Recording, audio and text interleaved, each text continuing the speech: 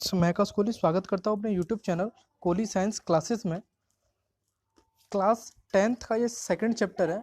First chapter की जब मैंने वीडियो अपलोड की थी स्टार्टिंग में, तो उसमें मुझे आपका बहुत सहयोग मिला। जो पहली वीडियो में थी मेरी chemical reactions and chemical equations का जो फर्स्ट पार्ट था वो 1.2 के व्यूज़ अक्रॉस कर चुका है। उसके लिए मैं आपको बहुत बहुत धन्यवाद देता हूँ और आशा करता हूँ ऐसी कि आगे आने वाली वीडियोज़ में आप मेरा साथ देंगे और मुझे ऐसे ही आपका प्यार मिलता रहे। तो स्टार्ट करते हैं चैप्टर 2, जिसका नेम है आपका acid base and salt. Exam board के नज़रिए से अगर देखा जाए, एग्ज़ाम बोर्ड के नज़रिए से बहुत बढ़िया चैप्टर है आपका, जिससे कम से कम आप अच्छे से अच्छे मार्क्स गेन कर सकते हैं। और इस बार जो वेटेज रहा था केमिस्ट्री का, बहुत अच्छे लेवल का वेटेज रहा था केमिस्ट्री और फिजिक्स का बोर्ड एग्ज़ाम में। तो स्टार्ट करते हैं चैप्टर सेकंड। तो आइए स्टार्ट करते हैं। जैसा मैं बता रहा था, एसिड बेस एंड सॉल्ट के बारे में पढ़ेंगे। एसिड बेसिस सॉल्ट की अगर हिंदी मीन देखी जाए तो अम्ल, भस्म और लवण होती है। आइए स्टार्ट करते हैं। जैसा आपके सामने शो आउट हो रहा है, एसिड के बारे में सबसे पहले हम जानेंगे कि एसिड होते क्या हैं। पहले जब टेस्ट किया जाता था, टेस्टिंग जब की जाती थी, तो एसिड को टेस्ट करके देखा जाता था कि अगर टेस्ट में सो रहे हैं तो एसिड है, सो रहे हैं सो नहीं है तो एसिड नहीं है। लेकिन हर सब्सटेंस को या हर सॉल्यूशन को हम टेस्ट करके नहीं देख सकते, क्योंकि वो हमारे लिए जानलेवा भी हो सकता है और हमारी जान को खतरा भी हो सकता है। तो एक सिंपल सा टेस्ट हम करते हैं। पहले टेस्ट करके देखते थे, अब हम थोड़ा चेंज किया, टेस्टिंग करके देखते हैं। टेस्टिंग क्या होती है? टेस्टिंग होती है लिटमस पेपर की। लिटमस पेपर, अगर ब्लू लिटमस पेपर को किसी सॉल्यूशन में डाला जाए, डालने पर ब्लू लिटमस पेपर अगर रेड में कन्वर्ट हो जाता है तो वो एसिड होगा। ब्लू लिटमस पेपर अगर किसी सॉल्यूशन में ऐड करने के बाद या सॉल्यूशन में डालने के बाद वो रेड में कन्वर्ट हो जाता है तो वो आपका एसिड, जो सॉल्यूशन होगा वो एसिड कहलाएगा। और aqua solution of acid, aqua acid के सारे एक्वा सॉल्यूशन कंडक्ट इलेक्ट्रिसिटी को कंडक्ट करेंगे। फोर्थ पॉइंट की बात करें तो फोर्थ पॉइंट होता क्या है कि H पॉजिटिव आयन ये प्रोड्यूस करते हैं, यानी हाइड्रोजन आयन प्रोड्यूस करते हैं। एच सी एल को जब कभी वाटर के साथ पास आउट किया जाएगा तो वो हमेशा हाइड्रोजन आयन देगा। क्या देगा? हाइड्रोजन आयन देगा। देखिए भाई, नेक्स्ट की अगर हम बात करें, नेक्स्ट दे रखा है आपका टाइप्स ऑफ एसिड। एसिड के टाइप क्या क्या होते हैं उसके बारे में हम जानते हैं। देखिए, एसिड दे रखे हैं, there are two types of acid.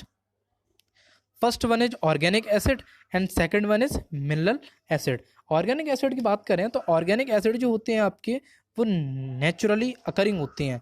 इनकी these substance are occurring by nature is called organic acid. यानी which acid are occurring by nature is called organic acid. यानी वे एसिड जो हमें नेचर के द्वारा, प्रकृति के द्वारा प्रदान होते हैं, वो एसिड कहलाते हैं ऑर्गेनिक एसिड। जैसे प्रकृति के द्वारा, कैसे सर? प्रकृति के द्वारा या तो हमें प्लांट से मिले या हमें एनिमल से मिले, वो सारी चीज़ कहलाएंगी आपकी ऑर्गेनिक एसिड। ऑर्गेनिक एसिड के बाद मिनरल एसिड, वो मैं बाद में चर्चा करूंगा, पहले ऑर्गेनिक एसिड आपको बता दे रहा हूं मैं। देखिए, ऑर्गेनिक एसिड की अगर हम बात करें तो ऑर्गेनिक एसिड में क्या क्या पढ़ते हैं हम पढ़ते हैं कि ant sting, bee sting, scorpion sting. Sir sting क्या होता है? स्टिंग होता है डंक। चींटी का डंक, बी का डंक यानी मधुमक्खी का डंक, स्कॉर्पियन बिच्छू का डंक। इनमें जो पाया जाने वाला एसिड होता है वो होता है फॉर्मिक एसिड। उसका जो अदर नेम होता है वो होता है मिथानोइक एसिड। ठीक है। सेकंड की अगर हम बात करें तो विनेगर, जिसे हम सिरका कहते हैं हिंदी में, विनेगर में कौन सा होता है? Acetic acid. या एसिटिक एसिड मिलता है किससे? वो मिलता है विनेगर से। सिट्रिक एसिड किससे मिलता है? लेमन और ऑरेंज से। अब एस्कॉर्बिक एसिड की बात करें तो एस्कॉर्बिक एसिड सिट्रिक एसिड से मिलता है। खट्टे फल, सबसे ज़्यादा खट्टा फल जो है वो है आपका आंवला, जिसे हम कहते हैं हर्बल इंडियन डॉक्टर, ज़्यादातर ये दवाई में प्रयोग किया जाता है। ठीक है, आंवला की बात करें। नेक्स्ट की अगर हम बात करें तो नेक्स्ट और भी हैं, फोर्थ के बाद और हैं आपके नेक्स्ट, वो ये रहे आपके सामने दे रखा है लैक्टिक एसिड। लैक्टिक एसिड किस में पाया जाता है? कर्ड में, दही में। मैलिक एसिड किस में पाया जाता है? एप्पल में। ऑक्जेलिक एसिड किस में पाया जाता है? स्पाइनिच एंड टमाटो में। टेट्रिक एसिड किस में पाया जाता है? ग्रेप्स एंड टर्मेड में। सल्फेनिक एसिड किस में पाया जाता है? ऑनियन, प्याज हम काटते हैं जो आंसू निकलता है वो एसिड, ऑनियन एसिड जो रिलीज करती है वो होता है सल्फेनिक एसिड। उस एसिड के कारण हमारे आंसू निकलते हैं। अब देखा जाए कि आंसू किससे निकलते हैं, जो हम रोते हैं वो किस कारण होता है, वो आंसू कैसे निकलते हैं, वो निकलते हैं साइलिक एसिड के कारण। जब कभी हमारी आंखों में साइलिक एसिड की मात्रा ज़्यादा होने के कारण वो आंसू अपने आप टपकने चालू हो जाते हैं। ग्लूटेनिक एसिड की बात करें तो ग्लूटेनिक एसिड पाया जाता है व्हीट, आटे में, ठीक है, सॉरी व्हीट गेहूं में पाया जाता है। गेहूं में देखते हैं हम कि गेहूं जब ग्लूटेन की मात्रा उसमें ज़्यादा हो जाती है तो च्युइंगम टाइप बन जाता है वो। कभी कच्चे गेहूं के दानों को चबा के देखना आप, 7-8 दाने टेस्टिंग करके देख लेना। 7-8 दानों को जब हम चबाना स्टार्ट करते हैं, कम से कम 15-20 मिनट तक उसे चबा लेते हैं तो एक च्युइंगम टाइप सब्सटेंस बन जाता है। जितना ज़्यादा च्युइंगम बनेगी किसी भी गेहूं में, उसकी क्वालिटी उतनी बढ़िया होगी और उस गेहूं में सबसे ज़्यादा ग्लूटेन पाया जाता है। सब्सटेंस ग्लूटेन होता है जो व्हीट की गुणवत्ता को दर्शाता है। न्यूक्लिक एसिड की बात करें तो न्यूक्लिक एसिड ज़्यादा किस में पाया जाता है, न्यूक्लिक एसिड पाया जाता है आपका डीएनए एंड आरएनए में। अमीनो एसिड की बात करें तो अमीनो एसिड मिलता है आपका प्रोटीन में। नेक्स्ट बात करते हैं, जो बात कर रहे थे हम पिछली में मिनरल एसिड की। मिनरल एसिड की बात करें तो मिनरल एसिड मैंने बताया था, मिनरल एसिड को ऑर्गेनिक इनऑर्गेनिक एसिड भी कहते हैं, जो लैब द्वारा मिलता है हमें, प्रयोगशाला द्वारा मिलता है, या कह सकते हैं मैन मेड जो एसिड होते हैं वो मिनरल एसिड कहलाते हैं। मैन मेड एसिड की बात करें तो फर्स्ट वाला जो होता है, फर्स्ट दे रखा है आपको, फर्स्ट जो दे रखा है, फर्स्ट दे रखा है आपको H2SO4, जिसे हम सल्फ्यूरिक एसिड, और जिसका अदर नेम क्या है, ऑयल ऑफ वाइट्रल यानी कसिस का तेल। किंग ऑफ एसिड, अम्लों का राजा। अम्लों का राजा और अम्लराज में दोनों में अंतर ध्यान रखना। ये अम्लों का राजा है H2SO4 सल्फ्यूरिक एसिड, और इसे किंग ऑफ केमिकल्स भी कहा जाता है, रसायन का राजा भी कहा जाता है इसे। नेक्स्ट देखें HCl। HCl होता है आपका हाइड्रोक्लोरिक एसिड, जिसे हम म्यूरेटिक एसिड भी कहते हैं। थर्ड है आपका HNO3 निट्रिक एसिड। ये सारे जो पाए जाते हैं वो पाए जाते हैं आपके मिनरल एसिड, यानी कि मैन मेड एसिड होते हैं जी। देखिए भाई, अभी मैं बात कर रहा था आपकी अम्लराज की। अम्ल राजा और अम्ल राज में दोनों में अंतर है। अम्ल राज की अगर हम बात करें तो उसे कहते हैं एक्वारीजिया। एक्वारीजिया क्या होता है, एक्वारीजिया में 2 सब्सटेंस पाए जाते हैं, 2 एलिमेंट पाए जाते हैं, 2 कंपाउंड पाए जाते हैं, HCl एंड HNO3। क्वेश्चन आपसे ये पूछा जाता है what is the ratio of HCl and HNO3। HCl and HNO3 का एक्वारीजिया में अनुपात बताइए कितना होता है।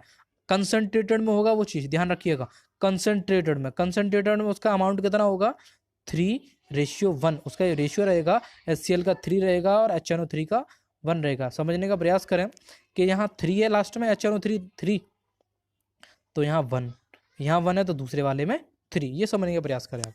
यूज़ क्या होता है एक्वारीजिया का, एक्वारीजिया का यूज़ जो होता है डिजॉल्व मेटल्स, इसका काम होता है डिजॉल्व मेटल का। 2 महानुभव यानी कि 2 अपने आप को बड़े धातु कहने वाले इंसान तो नहीं कह सकते, है मेटली, 2 धातु अपने आप को कहते हैं बहुत बड़े धातु, गोल्ड और प्लेटिनम सबसे अच्छा माना जाता है, सबसे महंगा माना जाता है, सबसे उम्दा माना जाता है। ये भी इनर्ट मेटल होते हैं। ये एक्वारीजिया के प्रोसेस के थ्रू जब इनमें गोल्ड स्मिथ यानी सुनार, जब कभी ऑर्नामेंट्स बेकार हो जाते हैं तब उन पर दोबारा से कलर आउट करते हैं या दोबारा से रंग देने की कोशिश करते हैं, तो उसमें HCl और HNO3 का सोल्यूशन मिलाया जाता है। उनका जब सोल्यूशन मिलाया जाता है तो अपने आप का कुछ परसेंट वो लूज़ कर देते हैं, कुछ क्रिस्टलाइन लूज़ कर देते हैं, जिसके कारण वो जो सोना होता है वो पूरा वेट नहीं कर पाता। नेक्स्ट देखिए, नेक्स्ट दे रखा है पीएच स्केल। अगर हम बात करें तो पीएच स्केल दे रखा आपका। पीएच स्केल के जो आविष्कारक थे, पीएच स्केल जिसने दर्शाया था, उनका नाम था सोरेनसन। क्या नाम था उनका,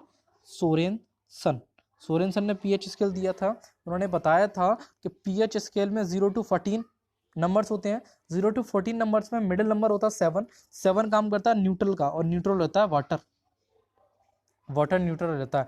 7 से कम पीएच वैल्यू जो होगी वो आएगी एसिडिक में, 7 से कम एसिडिक और 7 से ज़्यादा बेसिक। अब बात करें, मैंने 3 सोल्यूशन नहीं है, 3 सोल्यूशन है ABC, जिसकी पीएच वैल्यू मैंने दे रखी है 0 to 4 मैंने दे रखी है। अब इसमें पूछा गया है कि इसमें बताइए ये सारे सोल्यूशन कैसे हैं, तो हम बात देख लेंगे कि 7 से कम है तो सबसे ज़्यादा 7 से कम है तो सारे के सारे कंपाउंड क्या रहेंगे, सारे के सारे सॉल्यूशन कैसे रहेंगे, ये रहेंगे आपके एसिडिक सॉल्यूशन। अब इसमें भी क्वेश्चन आपसे पूछा जा सकता है कि सबसे ज़्यादा एसिडिक सॉल्यूशन कौन सा है।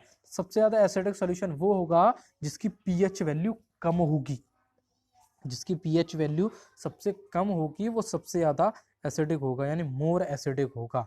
और सेम इसमें मैंने DEF 3 अलग कंपाउंड लिए हैं, 3 अलग सॉल्यूशन लिए हैं, जिसका पीएच वैल्यू दे रखी है मैंने 8, 10 और 14। सबसे ज़्यादा एसिडिक कौन सा होगा इसमें, सबसे ज़्यादा एसिडिक होगा F वाला, क्योंकि 14 है। सबसे ज़्यादा जो वैल्यू पीएच वैल्यू जिसकी होगी वो बेसिक होगा, सबसे कम जो पीएच वैल्यू होगी वो आपका एसिड होगा। यानी कि मैं समझाने का प्रयास करूं आपका, तो देखिए दिखाने की कोशिश करता हूं आपको मैं। ये स्क्रीन मैंने बड़ी कर दी। देखिए इसमें दे रखा है कि पीएच वैल्यू बढ़ने के साथ साथ, यानी कि pH is inversely proportional to या directly proportional to 1/H positive ion. Directly कहेंगे तो 1/H, इनवर्सली कहेंगे तो pH is inversely proportional to H positive ion. H positive ion कहेंगे तो इनवर्सली कह सकते हैं, डायरेक्टली कहेंगे डायरेक्ट प्रोपोर्शनल है तो pH is direct proportional to 1/H positive ion. यानी पीएच वैल्यू बढ़ने के साथ साथ H पॉजिटिव आयन डिक्रीज होंगे, और पीएच वैल्यू बढ़ने के साथ साथ पीएच वैल्यू बढ़ने के साथ साथ H पॉजिटिव आयन घट रहे थे, पीएच वैल्यू घटने के साथ साथ H पॉजिटिव आयन इंक्रीज होंगे। यानी पीएच वैल्यू डिक्रीज होगी तो H पॉजिटिव आयन इंक्रीज होंगे, पीएच वैल्यू इंक्रीज होगी तो H पॉजिटिव आयन डिक्रीज होंगे। इतना आगे समझ में आपको। नेक्स्ट देखिए, नेक्स्ट है आपका, ये हो चुका है पीएच स्केल। पीएच स्केल की बात करें हम एसिड रेन की। एसिड रेन की कैसे बात करें, एसिड रेन की अगर हम बात करें तो देखिए एसिड रेन दे रखा है जिसे हम अम्ल वर्षा कहते हैं। कॉज क्या होता है, कॉज एनसीईआरटी में सिंपल सा कॉज इसका दे रखा है कि घरों से निकलने वाले धुआं या घरों से निकलने वाली गंदगी से एसिड रेन की उत्पत्ति होती है। अगर मेन कॉज इसका माना जाए तो मेन कॉज होता है फैक्ट्री एग्जॉस्टेड, यानी कि फैक्ट्रियों की चिमनियों से निकलने वाला धुआं सबसे ज़्यादा घातक होता है। गैस कौन कौन सी प्रोड्यूस करता है, गैस करता है SO2 एंड NO2। जब ये वाटर के प्रेजेंस में आते हैं, वाटर से कम संपर्क में आते हैं तो SO2 बनाता है H2SO4 और NO2 बनाता है HNO3। NO2 बनता है HNO3। यही आपका रेन वाटर के थ्रू एसिड रेन करते हैं। रेन वाटर के थ्रू क्या करते हैं, जो एसिड रेन करते हैं। H2SO4 किसके मिलने से बनेगा, H2SO4 more dangerous for trees. H2SO4 जो होगा वो सबसे ज़्यादा घातक होगा ट्रीज के लिए। पीएच वैल्यू अगर 5.6 से कम है, पीएच वैल्यू 5.6 से कम है तो उस वर्षा को हम एसिड रेन कहेंगे। अगर किसी वर्षा की पीएच वैल्यू 5.6 से कम है, उस वर्षा को या उस रेन को हम एसिड रेन कहेंगे। नेक्स्ट देखिए, एसिड रेन के डिसएडवांटेज की बात करें तो एसिड रेन के डिसएडवांटेज होंगे क्या। फर्स्ट डिसएडवांटेज रहेगा वो रहेगा एक्वेटिक एनिमल्स पर, जलीय जंतुओं पर, और प्लांट्स पर रहेगा। बिल्डिंग की बात करें तो मेन बिल्डिंग लेते हैं ताजमहल, बड़ी उम्दा बिल्डिंग है। ताजमहल का मैं एग्जांपल देता हूं कि ताजमहल किससे बना है, संगमरमर। संगमरमर क्या होता है, कैल्शियम कार्बोनेट CaCO3 CuCO3, और उसका क्या था एसिड रेन का H2SO4 और HNO3। ये जब CaCO3 पर अटैक करेंगे तो क्या होगा, कैल्शियम सल्फेट बनेगा H2SO4 और CaCO3, यानी CaCO3 H2SO4 बनेंगे तो कैल्शियम सल्फेट बनाएगा, और ये मिलेगा तो कैल्शियम नाइट्रेट बनाएगा, कैल्शियम नाइट्रेट बनाएगा। और तो स्टोन के पिघलने, स्टोन के दरदरे होने का जो कारण होता है उसे हम कहते हैं स्टोन लेपोर्सी, जिसके कारण जो ताजमहल का पत्थर है वो येलो पड़ता जा रहा है, फैक्ट्रियों के कारण पीला पड़ता जा रहा था। और पास के फैक्ट्रीज जो हैं जो उसे हार्म कर सकती हैं, जो ये सारी चीज़ें कैल्शियम सल्फेट और कैल्शियम नाइट्रेट बना सकती हैं, उन सबको धीमे धीमे करके रिमूव किया जा रहा है, सरकार के द्वारा उन्हें बंद किया जा रहा है, हटाया जा रहा है। ठीक है, सभी बिल्डिंग की बात कर रहा हूँ, ताजमहल तो मैंने एग्जाम्पल लिया, बहुत शानदार जगह घूमने की, जाइएगा कभी। बेस की बात करें तो बेस को हम भस्म कहते हैं, एल्कलाई को हम क्षार कहते हैं। एक सिंपल सा एग्जांपल देता हूँ कि एल्कलाई क्या होता है। एल्कलाई आपका वो होता है water soluble bases are alkali, वो बेसेस जो एल्कलाई में डिजॉल्व हो जाएं, या वो बेसेस जो एल्कलाई में सॉल्युबल हों, वाटर सॉल्युबल बेसेस वाटर में सॉल्युबल हों, वो सारी चीज़ें कहलाएंगी आपकी एल्कलाई। सभी के सभी एल्कलाई बेस तो हो सकती हैं, लेकिन सभी बेसेस एल्कलाई नहीं हो सकते। एल्कलाई बेसेस सभी बेसेस एल्कलाई जब हो सकते हैं जब सारे के सारे वाटर में सॉल्युबल हों, तो सॉल्युबल होंगे वही एल्कलाई होंगे, वही एल्कलाई कहलाएंगे, बाकी एल्कलाई नहीं कहलाएंगे। बेस पहचानने का सिंपल सा तरीका क्या है कि बेस जो होते हैं आपके वो बिटर होते हैं, टेस्ट एंड बिटर। तो टेस्ट एंड बिटर से हमें कोई मतलब नहीं है, टेस्ट से नहीं, हम टेस्ट में भरोसा करते हैं। टेस्ट में भरोसा किया हमने। रेड लिटमस पेपर को जब किसी सॉल्यूशन में डाला जाएगा, अगर वो कलर अपना रेड से ब्लू कर दे, यानी चेंज हो जाए, red litmus paper colour change करके ब्लू लिटमस बन जाए, ब्लू कलर बन जाए, तो वो सॉल्यूशन जो होगा वो बेसिक सॉल्यूशन होगा। सेम जो मैंने कराया था, सभी के सभी एसिड एक्वस सॉल्यूशन कंडक्ट करेंगे इलेक्ट्रिसिटी को, और ये रिलीज क्या करेगा या हमें देगा क्या, वो देगा हाइड्रोजन हाइड्रोक्साइड आयन। उसमें दे रहा था हाइड्रोजन आयन, इसमें देगा हाइड्रोक्साइड आयन। बात करें हाइड्रोक्साइड आयन की, जैसे NaOH सोडियम हाइड्रोक्साइड जब in the presence of water आएगा तो Na पॉजिटिव अलग देगा और OH नेगेटिव अलग देगा, जिसे हम कहेंगे हाइड्रोक्साइड आयन। क्या कहेंगे उसे? Hydroxide ion. नेक्स्ट देखिए,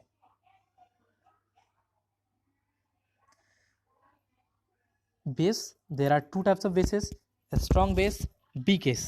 वीक बेस, स्ट्रॉन्ग बेस या वीक बेस का पता कैसे लगाते हैं?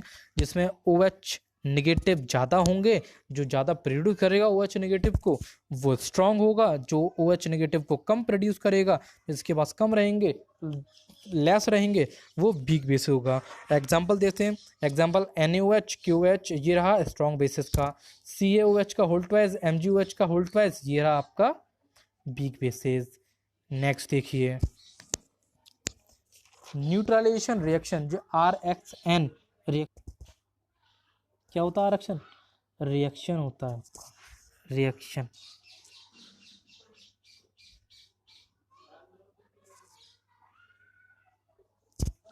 रिएक्शन होता है आपका, ठीक है। रिएक्शन की बात करें तो न्यूट्रलाइजेशन रिएक्शन बनती कैसे है? एसिड बेस जब दोनों मिल जाएंगे तो सॉल्ट एंड वाटर देंगे, जैसे HCl plus NaOH NaCl H2O, यानी स्ट्रॉन्ग एसिड स्ट्रॉन्ग बेस बने, सोडियम क्लोराइड बनाया। सोडियम क्लोराइड को हम कॉमन सॉल्ट कहते हैं, टेबल सॉल्ट कहते हैं, जो हम खाने में यूज़ करते हैं। और सर मिलते कहाँ से हैं ये मिलता है ज़्यादातर सी वाटर से। हम जो गेन करते हैं वो करते हैं सी वाटर से। सी वाटर से कैसे करते हैं? समुद्र के चारों तरफ बड़े बड़े गड्ढे खोद दिए जाते हैं। उसमें होता क्या है कि समुद्र का पानी स्टोर हुआ और बाय द सनलाइट प्रोसेस, सूर्य के प्रकाश के थ्रू वो एवोपरेट होना चालू हो जाता है। एवोपरेट चालू होगा तो उसमें सिर्फ सॉल्ट के क्रिस्टल बचेंगे। सॉल्ट के क्रिस्टल को प्योरीफाई किया जाता है। प्योरीफाई करेंगे तो किससे करते हैं? क्रिस्टलाइन प्रोसेस के थ्रू। जब उसे प्योरीफाई किया जाता है तो हमें सॉल्ट मिल जाता है, कॉमन सॉल्ट मिल जाता है। और कहाँ से मिलता है ये? और हमें मिलता है रॉक सॉल्ट से। और कहाँ से मिलता है हमें? रॉक सॉल्ट से। बात करें नेक्स्ट की, और नेक्स्ट है आपका daily uses of neutralisation reaction. Daily use क्या होता है न्यूट्रलाइजेशन रिएक्शन का? तो वो होता है कि जब कभी हमें एसिडिटी होती है तो हम डॉक्टर के पास जाते हैं। डॉक्टर हमें क्या देते हैं? एंटासिड्स देते हैं, एंटासिड लेते हैं। जब कभी हमारे पेट में तकलीफ होती है तो हम एंटासिड लेते हैं। एंटासिड जब लेते हैं तो एंटासिड क्या होता है? Weak base. Doctor weak base में आपको क्या लगता है? मिल्क ऑफ मैग्नीशिया लगता है, जिसे MgOH का होल ट्वाइस कहते हैं। अब सर यहाँ हमारा स्ट्रॉन्ग एसिड है तो यहाँ वीक बेस क्यों लिया, स्ट्रॉन्ग क्यों नहीं लिया? स्ट्रॉन्ग एसिड के साथ जब हम कभी स्ट्रॉन्ग बेस लेंगे तो वो हमारे स्टमक की सारी प्रक्रिया खराब कर देगा, आराम नहीं देगा। उस टाइम पे जो हमें सुटेबल होता है, वीक बेस से अगर हमारा काम चल सकता है तो वीक बेस लेते हैं, स्ट्रॉन्ग बेस नहीं लेते। दोनों मिलते हैं तो क्या बनाते हैं? Salt and water. और हमें क्या दिलवा देते हैं? आराम दिलवा देते हैं। उससे पहले हमें बड़ी दुनिया घूमी घूमी सी लगती है, कि ऐसा लगता है कि दुनिया में कुछ है ही नहीं, जो कुछ है सब यही है। और एक और करते हैं हम, डॉक्टर के पास जब जाते हैं डॉक्टर डाइजीन लिखता है, मैग्नीशियम हाइड्रोक्साइड, एल्यूमिनियम हाइड्रोक्साइड, ये दोनों होते हैं आपके डाइजीन का। या कोल्ड ड्रिंक और इनो लेते हैं, काम सिर्फ काम खत्म करे सिर्फ 6 सेकंड में, वो होता है बेकिंग सोडा, आपका बेसिक होता है बेकिंग सोडा जो घर में हम इस्तेमाल करते हैं वो। नेक्स्ट देखिए, फर्स्ट वाला ये हो गया daily uses of neutralisation reaction का फर्स्ट। सेकंड देखिए, सेकंड में दे रखा है आपको कि जब कभी आप सोते टाइम सेवन किया आपने किसी मीठे पदार्थ का, मैंने मान लिया खीर आपने खा ली रात को, खीर खा ली, तो खीर खाने के बाद आपका हुआ क्या कि आपके माउथ में बैक्टीरिया जमा हो गए, माउथ में बैक्टीरिया जमा हो गए और उन्होंने एसिड का रूप ले लिया, और वो एसिड 5 से कम हो गया, 5 से कम हो गया, तो जो एसिड है वो डिस्ट्रॉय कर देगा आपके एनिमल को, एनिमल यानी माउथ कैविटी, जो आपके एनिमल होंगे उसको डिस्ट्रॉय कर देगा, और क्या प्रोड्यूस कर देगा, कैविटीज़। इसलिए इसके साथ बेस क्या लें, इसके साथ बेस क्या लें, इसके साथ बेस लिया जाता है पेस्ट, ऐड आता है एक प्रियंका चोपड़ा जो ऐड करती हैं आपके टूथपेस्ट में नमक है, भाई नमक तो हमारे घर में है, टूथपेस्ट में क्या करेंगे, तो वो थोड़ा पेस्ट जो काम करता है वो काम करता है पेस्ट बेस का, बेस का काम किया, बेस मिला, एसिड मिला, क्या बना दिया, salt and water, salt and water मिल गया तो no cavity, salt and water मिल गया तो नो कैविटी। नेक्स्ट देखिए, तो नो कैविटी हो गई आपको। फिर देखिए आंट स्टिंग की बात करें कि जब कभी हमें चींटी काट जाए तब क्या होगा, उसमें पाया क्या जाता है, फॉर्मिक एसिड, और कौन सा होता है, फॉर्मिक एसिड के साथ साथ मैंने अभी क्या बताया था आपको, और क्या होता है, और होता है उसमें मिथेनोइक एसिड। कौन सा होता है, मिथेनोइक एसिड होता है ना आंट स्टिंग में, अभी बताया तो था मैंने कि फॉर्मिक एसिड को और क्या कहते हैं, मिथेनोइक एसिड भी कहते हैं, मिथेनोइक एसिड भी कहते हैं, मिथेनोइक एसिड कहते हैं। फॉर्मिक एसिड है, इसके साथ हम क्या अप्लाई करें, यानी चींटी जब काट जाए या इरिटेशन होता है हमें, लाल लाल धब्बे से पड़ जाते, दाग से पड़ जाते हैं, तो उसे अप्लाई करने के लिए क्या करें कि आप कैलामाइन सॉल्यूशन लें। कैलामाइन सॉल्यूशन क्या होता है, बेकिंग सोडा या वाटर का एक सॉल्यूशन बना लें और यूज़ करें, उसे यूज़ करेंगे तो बनेगा क्या, एसिड एंड बेस मिला, बना क्या, salt and water, salt and water मिला तो हमें क्या देगा, वो आराम देगा, आराम देगा तो हमें तकलीफ़ नहीं होगी, आराम से ठीक हो जाएगा। ठीक है भाई, आराम मिल गया आपको, आराम मिल गया तो वीडियो को ज़्यादा से ज़्यादा लाइक करें, शेयर करें, कमेंट ज़रूर करें। हमेशा कहता हूँ कमेंट आप छोड़ के चले जाते हैं, कमेंट नहीं करते आप, ठीक है, कमेंट करें। अगर हमारे चैनल पर नए हैं तो